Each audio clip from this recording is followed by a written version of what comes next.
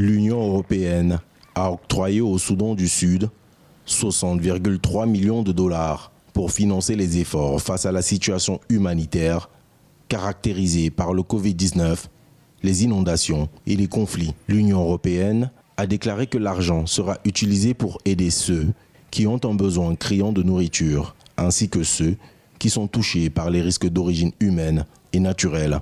Selon un communiqué de l'Union européenne, la situation humanitaire au Soudan du Sud est extrêmement désastreuse. Certaines parties de ce jeune pays africain sont confrontées à des conditions de famine et le pays dans son ensemble se prépare à une crise alimentaire sans précédent. Selon l'Union européenne, il semble y avoir peu d'intérêt international pour cette situation aiguë dans le pays. Seuls 5 donateurs, parmi lesquels la Commission européenne, dont la contribution représente près de 77% de l'aide totale au Soudan du Sud.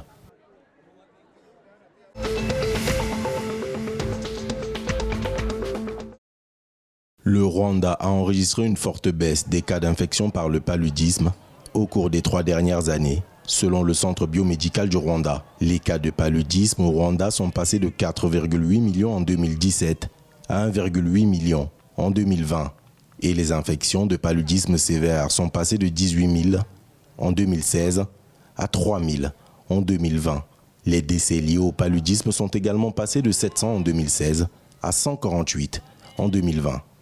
La destruction des sites de reproduction des moustiques par des larvicides diffusés par des drones, des tests de diagnostic précoce du paludisme et des traitements sont efficaces dans la lutte contre le paludisme dans le pays, selon le chef de la division du paludisme du Centre biomédical du Rwanda, Aimable Mbituyu Murimi.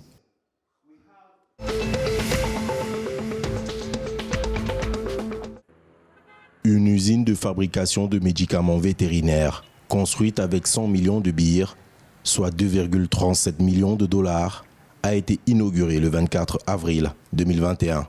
L'usine construite par l'Institut national vétérinaire dans la ville de Bishoftu devrait couvrir 15% de la demande vétérinaire du pays et économiser des devises. Le ministre de l'Agriculture, Oumer Hossein, a déclaré que les ressources en bétail du pays étaient faibles en raison des maladies animales, entre autres facteurs. L'usine nouvellement inaugurée contribuera à améliorer la productivité du bétail et à accélérer la croissance du secteur. Elle produira 91,5 millions de comprimés vétérinaires par an avec une capacité de production de 60%. À l'heure actuelle, l'Institut national vétérinaire produit 23 types de vaccins pour les animaux avec plus de 250 millions de doses par an.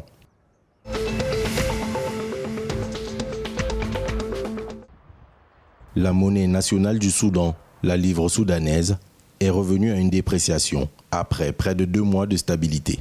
Le 25 avril 2021, le taux de change était de 392 livres soudanaises contre $1 sur le marché parallèle. La monnaie avait maintenu son prix dans la fourchette de 380 livres contre $1 depuis la mise en œuvre de l'unification de son taux de change par le gouvernement soudanais le 21 février.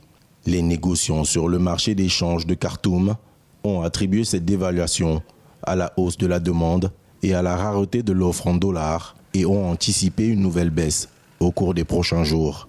La Banque centrale du Soudan a cependant promis une intervention urgente pour faire face au déclin de la monnaie nationale.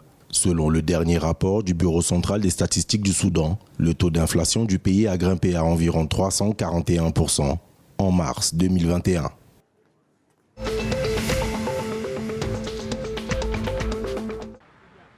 Le 25 avril 2021, la Tanzanie s'est jointe au reste du monde pour commémorer la journée mondiale du paludisme.